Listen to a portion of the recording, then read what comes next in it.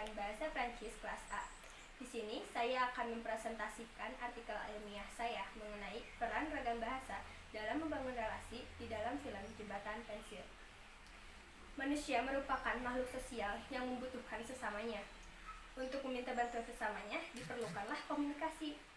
Komunikasi sendiri membutuhkan bahasa yang dimengerti menurut pembicaranya maupun lawan bicaranya. Hal itu dapat menghasilkan sebuah relasi yang dapat menguntungkan secara sosial, baik untuk pembicara maupun lawan bicaranya.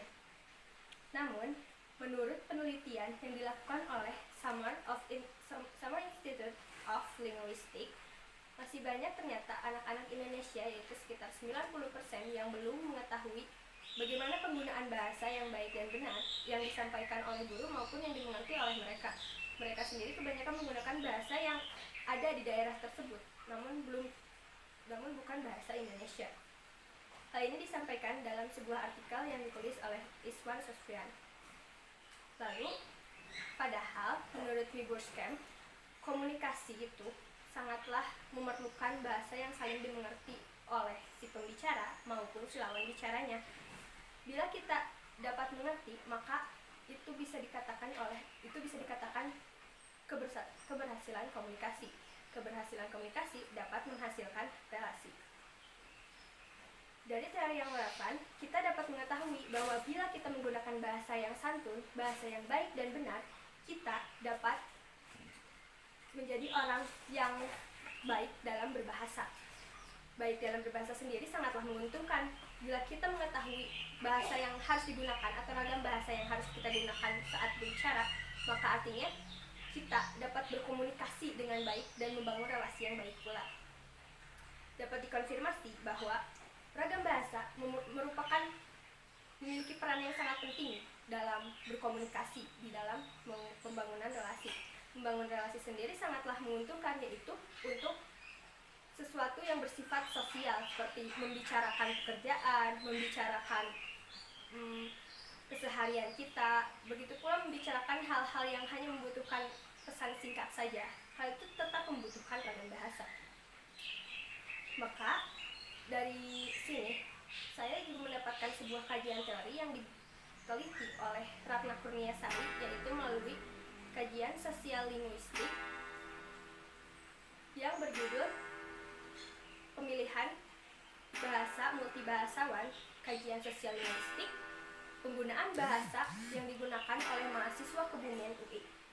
Ternyata mahasiswa sana menggunakan bahasa yang berbeda-beda di setiap situasi yang juga berbeda-beda. Bila dengan temannya ia menggunakan bahasa yang agak sedikit kasar, bila dengan orang tua mereka menggunakan bahasa yang lembut, dan bila dengan orang lain yang belum mereka kenal, mereka akan menggunakan bahasa Indonesia. Nah, pengetahuan mengenai bahasa-bahasa inilah yang harus kita tanamkan dan harus kita ketahui untuk berkomunikasi dalam membangun relasi.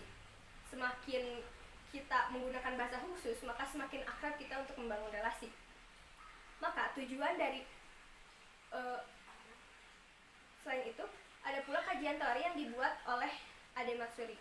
Ade Matsuri sendiri dalam penelitiannya membangun relasi sosial dengan komunikasi empatik mengatakan bahwa banyak sekali kegagalan komunikasi dikarenakan kita tidak saling mengerti. Saling mengerti apa yang dibicarakan pembicara dan juga lawan bicara. Maka ragam bahasa haruslah diterapkan dalam setiap komunikasi. Jadi tujuan dari penelitian peran ragam bahasa ini sendiri yaitu untuk mengetahui jenis-jenis ragam bahasa yang digunakan dalam berkomunikasi, mengetahui situasi-situasi tertentu untuk penggunaan ragam bahasa, dan mengetahui juga tujuan dari penggunaan ragam bahasa. Urgensi untuk meneliti ini yaitu masih banyak orang yang belum mengetahui di mana tempat mereka untuk berbicara atau tempat mereka menggunakan ragam bahasa ini sesuai dengan situasinya, dan juga mereka tidak mengetahui jenis-jenis ragam bahasa yang mereka gunakan dalam komunikasi.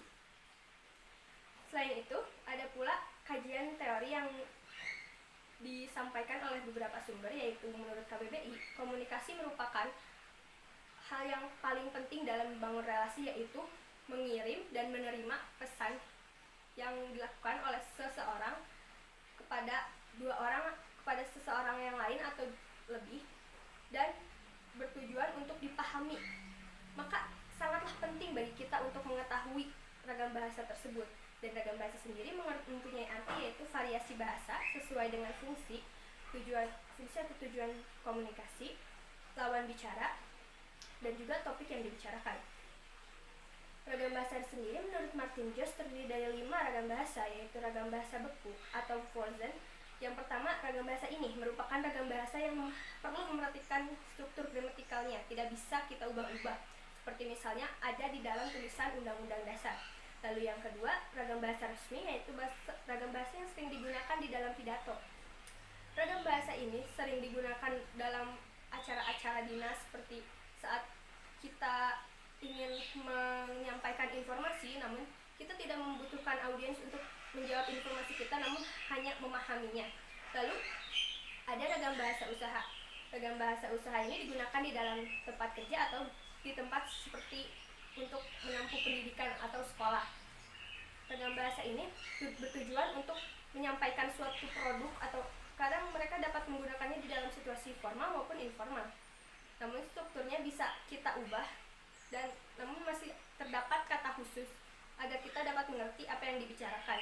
Lalu ada ragam bahasa santai. Ragam bahasa santai yaitu ragam bahasa yang kita gunakan untuk berrekreasi. Terkadang ini hanya digunakan untuk sekedar menanyakan informasi dan menanyakan informasi dalam misalnya berolahraga, atau kita sedang berkegiatan makan bareng dan lain sebagainya, dan biasanya digunakan pada orang-orang yang belum kita begitu kenal. Nah, ragam bahasa akrab merupakan ragam bahasa yang lebih memiliki kata-kata khusus di dalamnya, dan orang-orang yang berbicara dalam ragam bahasa ini, orang-orang sudah saling mengenal antar sesama, sudah melakukan komunikasi yang intim. Nah, saya meneliti ini menggunakan metode narrative inquiry.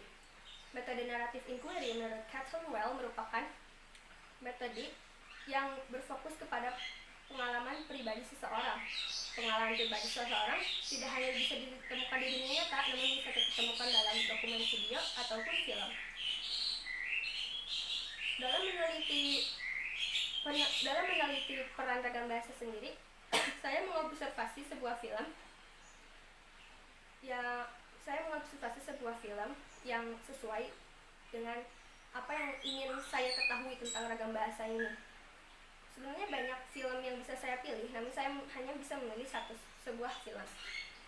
Objeknya sendiri yaitu film Jembatan Pensil yang ada pada tahun 2017. Film ini banyak sekali mengandung komunikasi-komunikasi, seperti komunikasi terhadap orang yang lebih tua, komunikasi terhadap orang yang lebih muda, ataupun komunikasi antar sesama. Cara mengobservasinya sendiri yaitu dengan saya mencari dulu film yang cocok, lalu saat saya menemukannya saya akan menontonnya dan mengobservasinya. Setelah mengobservasinya, saya masukkan data-datanya ke dalam tabel yang telah saya buat sesuai dengan rumusan masalah yang sudah saya sebutkan tadi di awal. Untuk pembahasan pertama yaitu jenis-jenis ragam bahasa dalam komunikasi, saya memperhatikan sebuah teori yaitu ada 5 jenis ragam bahasa, yaitu ragam bahasa beku, resmi, usaha, santai, dan juga akrab. Namun ternyata di dalam komunikasi hanya terdapat 3 buah ragam bahasa, yaitu ragam bahasa usaha, ragam bahasa santai, dan ragam bahasa akrab. Ragam bahasa usaha sendiri saya observasi merupakan ragam bahasa yang betul digunakan di dalam kegiatan persekolahan. Biasanya mereka mengandung kata suruh atau kata meminta dalam berkomunikasi, dan biasanya hubungan dalam komunikasi ini adalah hubungan antar murid dan guru, atau antar yang mempunyai jabatan berbeda. Dan ragam bahasa usaha sendiri hanya berlaku relasinya di dalam dunia bekerja atau dunia sekolah. Untuk ragam bahasa santai, saya menemukan bahwa ragam bahasa santai digunakan hanya untuk sekedar berrekreasi atau menanyakan orang-orang. Seperti pada saat seorang murid bertanya kepada Aida, "Ibu yang mengajar kami di sekolah." Ia tidak menggunakan kata apakah ibu yang akan mengajar kami di sekolah. Ia tidak menggunakan kalimat yang lengkap di dalam ragam bahasa santai. Memang orang-orang yang belum dikenal kadang menggunakan ragam bahasa yang tidak lengkap namun dapat dimengerti dan ternyata ada di sekitar lingkungan pembicara maupun lawan bicara.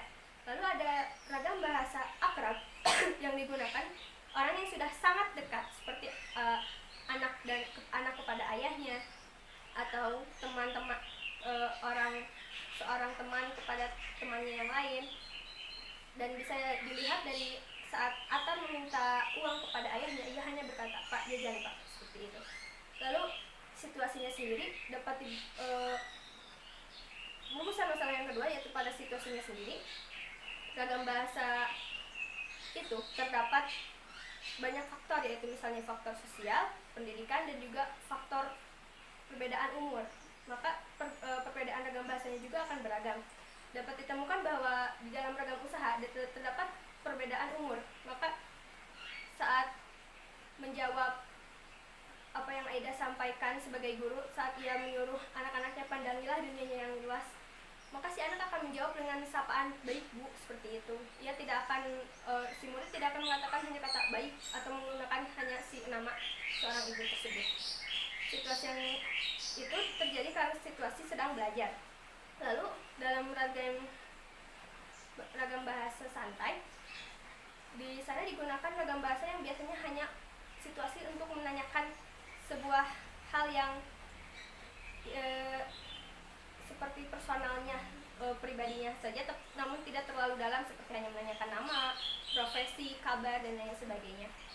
Seperti misalnya dapat kita lihat pada Aida saat berbicara kepada Pak Onde, yaitu, "Bapak kenapa tidak makan?" Pak Onde menjawab, "Setiap saya ingin makan, saya teringat Honde. Khawatir ia belum makan." Khawatir belum makan. Ia tidak mengatakan saya khawatir dia belum makan, namun hanya mengatakan khawatir belum makan. Lalu untuk ragam bahasa akrab sendiri mempunyai kata-kata yang lebih khusus atau pergerakan yang lebih khusus, seperti pada saat Atar meminta uang pada ayahnya dengan berkata, "Pak, jajan Pak," seperti itu, dan bapaknya menjawab, "Bapak tidak ada uang." Lalu yang kedua, ada ragam bahasa yang salah di sini, yaitu pada saat Gading mengulurkan tangannya, Aida tidak mengerti apa maksud dari Gading mengulurkan tangannya. Jadi Aida berkata, "Saya tidak ada uang." Namun ternyata tujuan Gading mengulurkan tangannya adalah ingin berkenalan dengan Aida. Seharusnya ia menggunakan ragam bahasa santai, yaitu mengomunikasikan apa tujuannya untuk mengulurkan tangan. Lalu yang terakhir adalah tujuan dari ragam bahasa sendiri. Yang pertama yaitu ragam bahasa usaha. Saya melihat ragam bahasa usaha di sini merupakan ragam bahasa untuk memperkenalkan suatu produk atau untuk menyuruh seseorang untuk melakukan sesuatu pada suatu produk, seperti pada saat Gading memperkenalkan sebuah lukisan dan orang lain dapat menanggapinya dengan cara bertanya, "Oh, lukisan apa ini?" seperti itu. Si murid-murid dapat bertanya seperti itu. Lalu saat pada ragam santai, saya melihat bahwa biasanya tujuan untuk ragam bahasa itu yaitu untuk menanyakan sesuatu yang tidak terlalu formal, seperti misalnya menanyakan bagaimana kabar seseorang atau menanyakan status seseorang. Berarti bertujuan untuk lebih mengenal lebih dalam seseorang tersebut. Lalu untuk bahasa akrab sendiri tujuannya hanya untuk sekedar berbicara dengan pembicaraan yang singkat-singkat, dan orang-orang yang di dalam ragam bahasa tersebut orang-orang yang sudah saling mengenal satu sama lain dan melakukan komunikasi yang lebih intim. Nah, berarti kesimpulannya ragam bahasa memiliki peran yang sangat penting dalam berkomunikasi dan juga membangun relasi. Untuk membangun relasi sendiri kita harus mengetahui perbedaan ragam bahasa itu. Ragam bahasa usaha untuk melakukan sesuatu hal seperti pekerjaan, ragam bahasa santai untuk menanyakan atau lebih akrab dengan seseorang, dan ragam bahasa akrab untuk berkomunikasi secara lebih singkat kepada seseorang. Berarti ragam bahasa santai sendiri memiliki peran penting dalam membangun relasi di dalam relasi yang informal, dan ragam bahasa usaha sendiri sangat berperan penting dalam bahasa yang lebih formal. Sekian dari saya. Wassalamualaikum warahmatullahi wabarakatuh.